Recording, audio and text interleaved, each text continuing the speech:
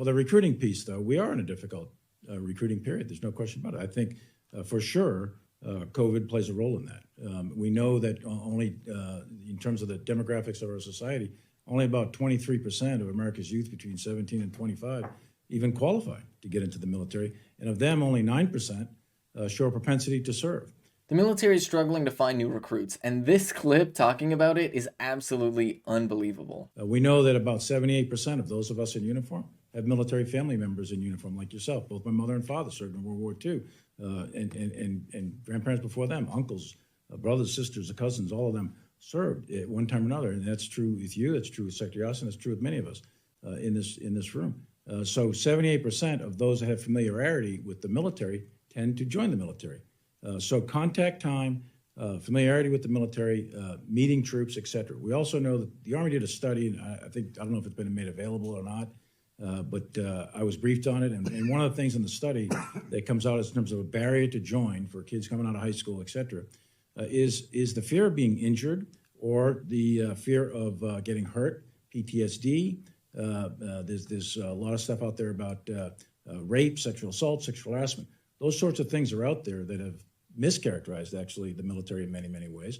And so it creates a little barrier for those that are considering joining. So in answering the question of why the military is struggling so much to find new recruits, this 4-star general comes in with some of the most unreasonable answers to that question and some ridiculous claims about the military that we really need to address. So first and foremost, we do have to accept the reality that as young people have more access to information, as people are on things like TikTok and stuff like that, a very, very small percentage of the people who are even qualified to join the military actually want to because, and I know this is really wild, people don't want to serve in a military that only exists to like make oil companies rich. And yeah, I guess kids not being in school and not being exposed to military recruiters on a regular basis is going to help many kids not join the military. But on top of that is just the baseline layer of the fact that people are more aware of how horrific the United States military really is and the terrible consequences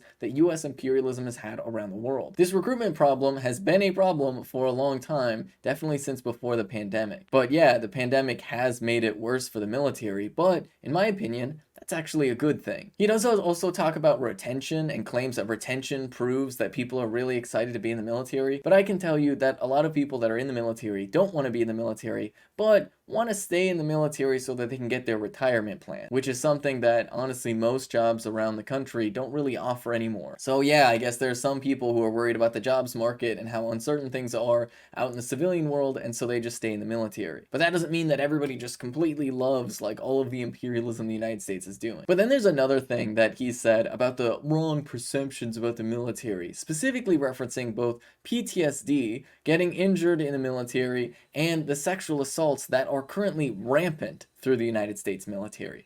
All of those things are true. If you join the military, there is a good chance that not only will you get injured in battle, but there is also a good chance that you will come out of the military having witnessed some really horrific things. And the unfortunate truth is there is a huge rate of people being sexually assaulted in the United States military. All of these things are major problems that fundamentally do not go addressed, especially when you're talking about the sexual assault. The unfortunate reality is the way the internal justice system within the military works, unfortunately, puts victims in an incredibly difficult position. And very often they risk promotions, specific positions and job titles that might be beneficial to them. And there's also just a very toxic culture within the military that facilitates exploitative and abusive behavior, because most of the sexual assaults that happen within the military are a higher ranking person abusing a lower ranking person. And that is a fundamental dynamic that exists within the military that the military is unwilling to address or change. And when you consider the fact that military leadership is pretty much universally going to trust higher ranking people than lower ranking people, you can see how this problem arises and maintains itself. So there's so many things about this clip that are absolutely shameless, but that has to be one of the most shameless components of this. But taken all together, we just really need to understand why it is such a terrible idea to join the United States military. And this is somebody who's speaking as a veteran. I was in the military, and I will tell you that even the benefits that I got were not enough to completely pay for my college. And what I did get from the military was PTSD. And I can tell you that I'm not the only one. I unfortunately learned the hard way about United States imperialism and the simple fact that the United States is not really doing any good around the world, and that our military really only serves the interests of wealthy capitalists. That the whole purpose of all these military operations isn't to protect freedom or democracy or anything like that. It is nothing more than a scheme to make money for defense contractors, oil companies, and other American business interests. Which is why it's all the more shameless that this general just shrugs away the real impact that military service can have on people. The trauma they suffer, the violence they suffer, and yes, even the sexual assaults that they suffer from their fellow service members. All shrugged away in service of the giant corporations that profit off the military industrial complex.